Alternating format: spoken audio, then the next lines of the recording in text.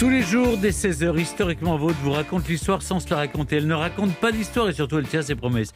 Clémentine Portier-Kaltenbach, vous nous l'avez promis parce que Mathieu n'avait rien compris. Je vous en prie. Vous nous racontez Non, je vous en prie. cet après-midi, en 8 minutes, le bataillon sacré de Thèbes. Oh, ça va être plus rapide que ça. oui Oui, on va former un bataillon, vous le disiez Mathieu, mais un bataillon composé d'amants.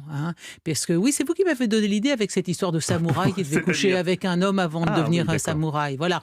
Donc, dans la Grèce antique, on avait compris l'intérêt de faire battre des amants. Et Platon en parle. Si par enchantement, une armée pouvait n'être composée que d'amants et d'aimés, ces hommes ainsi unis pourraient presque vaincre le monde entier. Car s'il est quelqu'un de qui l'amant ne voudrait pas être vu quittant son rang ou jetant ses armes, c'est celui qui l'aime. Donc, on comptait sur le sentiment, à la fois sur l'amour et sur l'humiliation possible de celui qui déserterait pour former des combattants extraordinaires. La question, c'est de savoir si ce bataillon est mythique ou a réellement existé ou pas.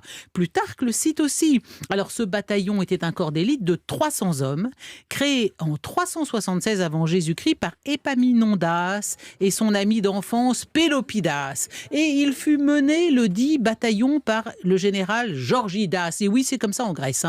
Quand les patronymes se terminent pas par os ou par kis, c'est en as généralement. Maria Callas, Costa Gavras, Tsipras. Oui, c'est bon, pas de digression. Épaminondas, oui. Alors, la cité prenait en charge l'équipement et l'entraînement de ce bataillon. Et puis, ils étaient installés autour de la ville de Thèbes. Ils étaient donc composés d'érastes et d'éromènes. En fait, 150 couples d'amants. Dans la Grèce antique, l'éraste, c'est un homme adulte qui a pour protéger un adolescent qu'on appelle son éromène. Mais à l'origine, cette relation est purement éducative avec le Benjamin. Parfois, elle allait plus loin, mais c'était accepté parce que dans la Grèce antique, la relation homosexuelle est considérée quasiment comme normale entre eux, mais entre deux hommes d'âge différent, celui qui en même temps éduque le jeune homme. Bon, voilà. Alors, durant les combats, on mettait ce bataillon d'amants en première ligne parce qu'ils étaient tellement courageux, vaillants, qu'ils renforçaient la résolution des autres combattants. Donc vraiment, c'est galvanisait l'ensemble de l'armée. Et en plus, le bataillon sacré de Thèbes avait une technique d'attaque unique pour l'époque qu'on appelait la phalange oblique. À l'époque, tout le monde, il y a une seule technique de combat et on attaque à droite, par la droite, et eux, ils attaquaient par la gauche. Je peux pas voir derrière. Pardon, Stéphane ? Stéphane, je n'ai pas entendu, je pense que c'est... entendu et c'est dommage. J'ai mal entendu, je pense que c'est préférable. Oui. Alors, ne faites pas de mauvais esprit parce que tout ça est très magnifique, naturellement. Et le bataillon sacré va devenir très, très célèbre dans toute la Grèce, la Crète, la Macédoine. Et après, Pélopidas va transformer ce bataillon sacré en une sorte de garde personnelle, de garde prétorienne, comme la garde prétorienne à Rome ou la garde impériale sous le Premier Empire. Et il finit, ce bataillon sacré, par être décimé par Philippe de Macédoine et Alexandre le Grand à la bataille de Chéronée en 338 avant Jésus-Christ. Donc sur les 300 combattants, 254 sont tués et les autres sont blessés. Et comme Philippe II était bisexuel, comme son fils Alexandre le Grand... Non, on n'a pas le droit de dire ça. Il restait... Pourquoi on n'a pas le droit de Non, on va avoir un courrier de l'ambassade de Grèce. Mais il n'y a pas de honte ? Si, mais c'est interdit. Enfin, on n'a pas le droit de le dire en Grèce. Mais pourquoi ?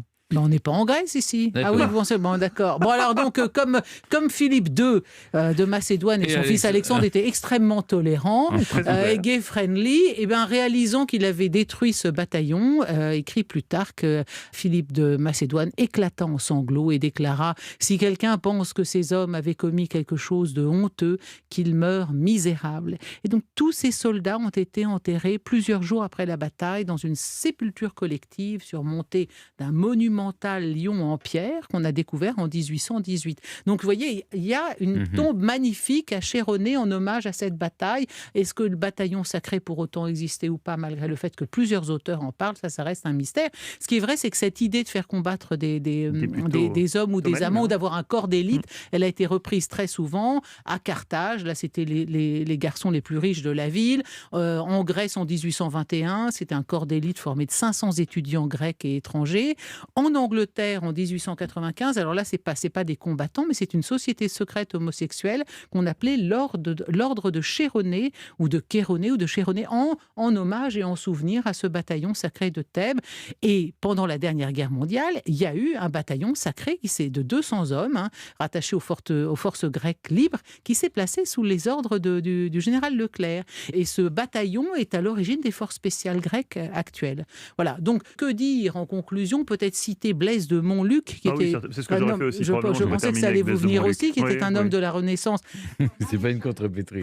Mais lui, il avait les deux casquettes. Il était à la fois combattant, il était maréchal de France et mémorialiste. Et voilà ce qu'il a écrit: à la guerre comme en amour, seul le corps à corps donne des résultats. C'est pas mal. Écoutez, bravo Clémentine. Stéphane a essayé de salir par tous les moyens possibles votre belle chronique était très Non, mais émouvante. j'avais fait un secret d'histoire sur Alexandre le Grand. Oui. Et c'est vrai qu'on n'a pas trop le droit de... Mais je ne comprends pas. Enfin, il n'assume pas. Mais il n'assume pas comment? C'est pas Parce un que tort. la Grèce antique et la Grèce d'aujourd'hui sont très différentes. Ouais, un peu, oui, sur certaines tolérances. D'accord. Voilà, en tout cas, c'était super. Merci beaucoup, Clémentine. Très bien. Merci Elle Clémentine. est où cette tombe qu'on aille À Chéronée. À Chéronée. Oui, tout simplement.